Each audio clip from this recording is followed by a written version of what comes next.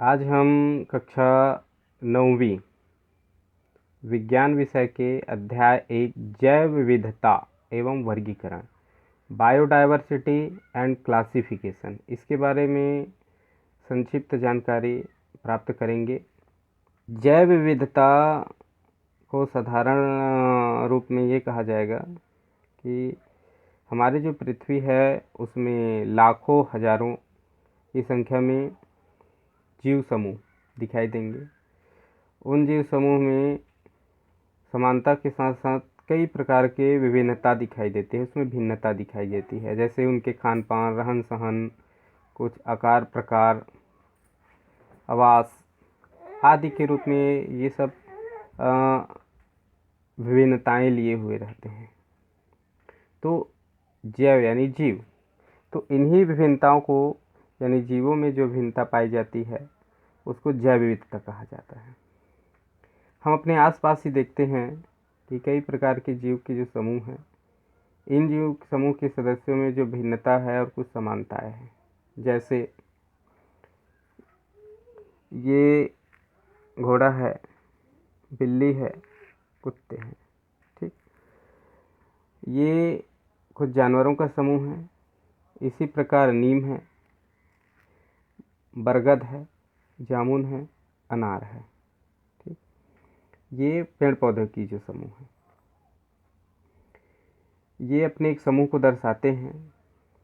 यदि हम इन दोनों समूहों के सदस्यों के लक्षण की तुलना करें तो हम पाते हैं कि एक समूह विशेष यानी जो जानवर के समूह हैं के सदस्य अन्य समूह की अपेक्षा में अधिक समानता रखते हैं। यानी जानवर की जो समूह जीव है वो पेड़ पौधे के जो समूह को दर्शाने वाले हैं उससे लक्षण नहीं रख पाएंगे, यानी अपने ही समूह से ज़्यादा अधिक समानता रखते हैं।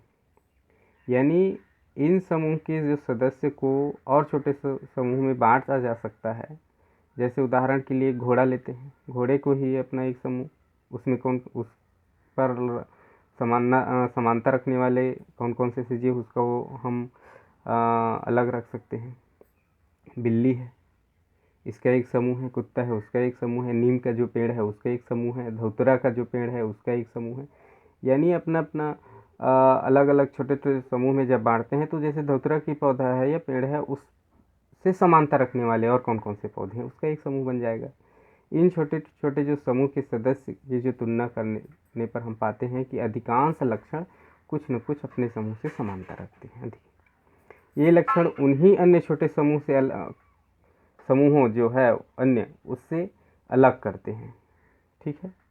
उसके बाद ये लक्षण जो अपने समूह पर है कि सभी सदस्य है वो मिलते जुलते हैं, चाहे वह सदस्य पृथ्वी के किसी भी स्थान पर कहीं भी रहे, ठीक है।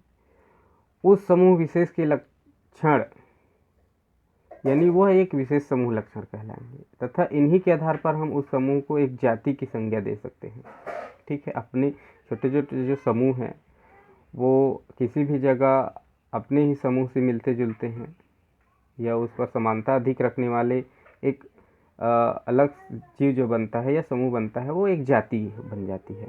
जैसे मनुष्य की बात करते हैं तो मनुष्य पृथ्वी के अनेक क्षेत्रों निवास करते हैं। उस सभी जगह देखोगे तो उसका एक विकसित मस्तिष्क है, त्वचा पर कम घने बाल पाए जाते हैं आदि हर जगह देखोगे तो ये लक्षण दिखाई देंगे ही। तो इस प्रकार एक मनुष्य जाति बन जाता है, ठीक। तो ऐसा एक जीवों की समूह बनता है और इसी समूहों के आधार पर हम देखते हैं कि अन्य समूह में कुछ न कुछ भिन्नताएं पाई जाती है। ये जैव विविधता कहलाता है। क्रियाकलाप करेंगे, नेक्स्ट क्लास करेंगे, उसमें कुछ पौधे जैसे समान लक्षण वाले जो पौधे उसको देखेंगे, एक साथ रखेंगे, उसमें कौन कौन से समानता है और कौन कौन से भिन्नता है उसको भी हम देख पाएंगे, ठीक। नेक्स्ट क्लास में हम लोग देखेंगे समूहीकरण एवं वर्गीकरण, ठीक है।